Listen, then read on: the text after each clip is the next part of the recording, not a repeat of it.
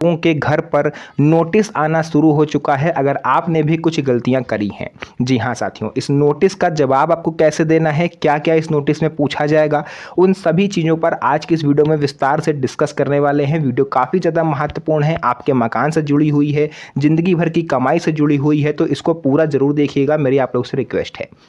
तो आइए वीडियो को स्टार्ट करते हैं और हर एक पॉइंट को विस्तार से समझते हैं। तो वीडियो को स्टार्ट करने से पहले मैं आप लोग को थोड़ा सा फ्लैशबैक में लेकर जाना चाहूँगा, आज से लगभग 1 महीना पहले, जहाँ पर मकान सर्वे का प्रोसेस चल रहा था। 20 से 22 मई तक ये मकान सर्वे का प्रोसेस चला है और आप सभी के आप मकान के बाहर आप देखोगे तो जनगणना अधिकारी आकर के कुछ नंबर लिख करके गए हैं। ये नंबर का मतलब क्या है और आपके घर पर नोटिस क्यों आएगा, इसको समझिए। सबसे पहले हम ये जानेंगे कि ये नंबर लिखे क्यों गए हैं। तो देखिए, मकान सर्वे एक ऐसा प्रोसेस होता है जो जनगणना के अंतर्गत आता है और इसमें सरकार के जो जनगणना अधिकारी होते हैं वो आपके घर पर आते हैं और आपके घर को एक यूनिक नंबर मिलता है। आपसे कुछ सवाल जवाब करे जाते हैं, आप जब उन सवालों का जवाब दे दोगे तब आपके घर पर ये यूनिक नंबर पड़ता है। लेकिन कई सारी लोगों की शिकायतें आई थी मेरे पास पर्सनली, जिन्होंने ये चीज़ कही थी कि ना तो मुझसे कोई सवाल पूछे गए, ना ही मैं कभी जान पाया, और घर के बाहर मैं अचानक से निकलता हूँ तो देखता हूँ कि मेरे घर के बाहर नंबर लिखा हुआ है। तो क्या मेरा मकान मकान सर्वे में गिना गया या नहीं? तो देखिए, आप ही के साथ नहीं, ऐसा काफ़ी लोगों के साथ हुआ है। दोपहर में वो लोग सो रहे थे, अचानक से बाहर निकले तो देखा कि मकान नंबर लिखा हुआ है चौक से या फिर जो भी परमानेंट मार्कर वगैरह से वो लोग लिख के गए।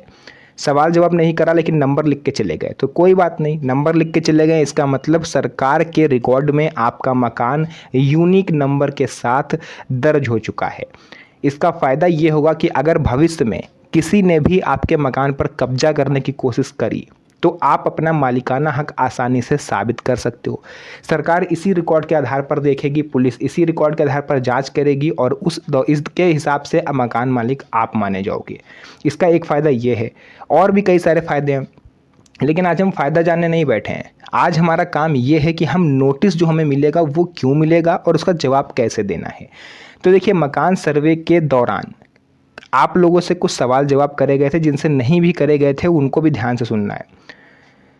अगर जनगणना अधिकारी जो आए थे उनको आपके मकान पर डाउट हुआ, यानी उन्हें ऐसा लगा कि आपने ये मकान जो है सरकारी ज़मीन पर बनाया है, नज़ूल की ज़मीन पर बनाया है, या जिन लोगों से सवाल जवाब करे गए वो सही से जवाब नहीं दे पाए, हक पका गए टीम को देख करके, जो जनगणना टीम आई थी, या अपने मकान का मालिकाना हक साबित नहीं कर पाए, उन लोगों का नाम इन जनगणना अधिकारियों ने ग्रे लिस्ट में डाल करके सरकार के पास भेजा।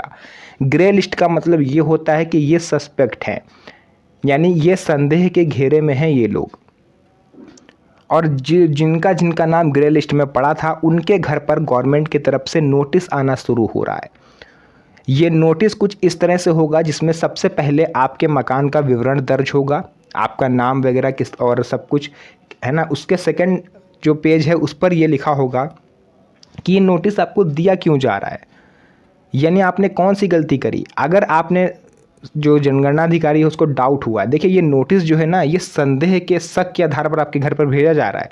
नोटिस आने पर घबरा मत जाना कि अब तो हमारा मकान गया, टूट गया, बुलडोजर चल जाएगा, ये मत सोचिएगा, क्योंकि काफ़ी सारे लोग ऐसा करने लगते हैं।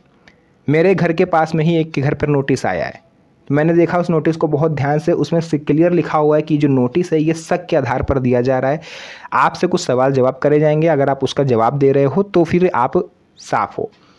तो उस जगह वो डिपेंड करेगा कि किस बेसिस पर है। अगर आपका घर सरकारी ज़मीन पर बना हुआ है, जनगणना अधिकारी को ये डाउट हुआ था, तो उसमें लिखा होगा कि क्या आपका घर सरकारी ज़मीन पर बना है, उसमें आपको उत्तर देना होगा। अगर आपने नहीं लिखा तो आपको अपने मकान की रजिस्ट्री, खतौनी, जो भी दाखिल खारिज वगैरह है वो सब साथ में पिनअप करके जमा करना होगा, जहाँ से नोटिस आपको मिलेगा। आप ऑनलाइन भी जमा कर सकते हो, आप चाहो तो अपने क्षेत्र के बीएलओ या जो भी जनगणना अधिकारी रहा हो आपके क्षेत्र का, आप पता करके उसको दे सकते हो, है ना। और सीधी सी बात है, आप अगर सही होगे, आप बिल्कुल, कहा नहीं गया कि अगर आप सच्चाई पर होगे, सांच को आँच कैसी, आप सच्चाई पर हो, आप डर नहीं रहे हो, तो आप उसका जवाब ज़रूर दोगे। और जिन लोगों ने इसका जवाब नहीं दिया उनके घर पर कार्रवाई हो सकती है, बुलडोजर चल सकता है, अन्य कोई भी प्रोसेस सरकार कर सकती है, उसके लिए सरकार पूरी तरह से फ्री है।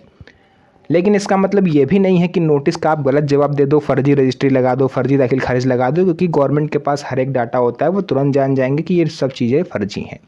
तब तो आपको और ज़्यादा नुकसान उठाना पड़ेगा, क्योंकि आपने सरकार को गुमराह करा, गलत जानकारी दी, ये एक अलग केस आपके ऊपर लगेगा। तो नोटिस जो है वो सबके घर पर नहीं आएगा, लेकिन जानकारी के दौरान, नंबरिंग के दौरान प्रगणक को जिन मकानों पर डाउट था उनको ग्रे लिस्ट में डाला गया, उनके घर पर नोटिस आएगा। अभी ये वीडियो शूट हो रही है, जैसे ये वीडियो अपलोड होगी, आप में से मुझे पता है काफ़ी सारे लोग ये कमेंट करोगे कि ये हम कैसे चेक करें कि हमारा मकान ग्रे लिस्ट में है या नहीं। कहीं ऐसा ना हो कि नोटिस हम तक पहुँचे ही ना हो, सरकार बुरा मान जाए कि हमारा जवाब नहीं दिया।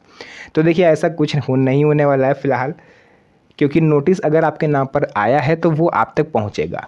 जैसे SIR वेरिफिकेशन के दौरान कुछ लोगों को हियरिंग पर बुलाने के लिए नोटिस भेजा गया था, तो वो नोटिस आप तक पहुँचा, BLO ने पहुँचाया हो, जिसने भी पहुँचाया हो, नोटिस पहुँचा। इसी के हिसाब से प्रगणक या तो पहुँचाएगा या BLO वगैरह पहुँचाएंगे, जिसको भी गवर्नमेंट जिम्मेदारी देगी, है, नोटिस आप तक ज़रूर पहुँचेगा। तो फिलहाल अगर आपके घर पर नोटिस नहीं आया है तो आप निश्चिंत रह सकते हैं, लेकिन ये चीज़ याद रखिएगा, अगर आपके घर के किसी मेंबर ने गलत जानकारी दी है तो फिर आप मुसीबत में पड़ सकते हो। बाकी अगर आपके घर पर नोटिस आए या आपको कोई और जानकारी जाननी हो तो आप कमेंट सेक्शन में लिखिएगा। बाकी मैं बैठा हूँ यहाँ पर आपके हर एक सवाल का जवाब देने के लिए। मैं पूरी कोशिश करूँगा कि आपके कमेंट सेक्शन में जो भी आपने लिखा है उसका मैं रिप्लाई दे सकूँ। तो जो भी जानकारी थी मैंने आपको पूरा विस्तार से बताया। एंड हाँ, मेरा मकसद आप लोगों को डराना या किसी तरह से आपको भ्रमित करना बिल्कुल भी नहीं है। मेरा मकसद साफ है कि आप लोगों के अंदर जागरूकता पहुंचाई जा सके, आप लोग अवेयर हो, ताकि ऐन मौके पर जब नोटिस आपको मिले तो आप हड़बड़ाओ नहीं, आपको ये पता हो कि हाँ किसी ने मुझे इसके बारे में समझाया था। जस्ट एजुकेशनल पर्पज़ से मैंने इस वीडियो को आप लोग के लिए क्रिएट करा। वीडियो पसंद आई हो, वीडियो को लाइक करिएगा, चैनल को सब्सक्राइब जरूर करिएगा, क्योंकि इस तरह की वीडियोस मैं आपके लिए बनाता रहता हूं। तो आज के लिए बस इतना ही, फिर से मुलाकात होगी आप सभी से एक और नई मज़ेदार वीडियो में। तब तक के लिए धन्यवाद। जय हिंद।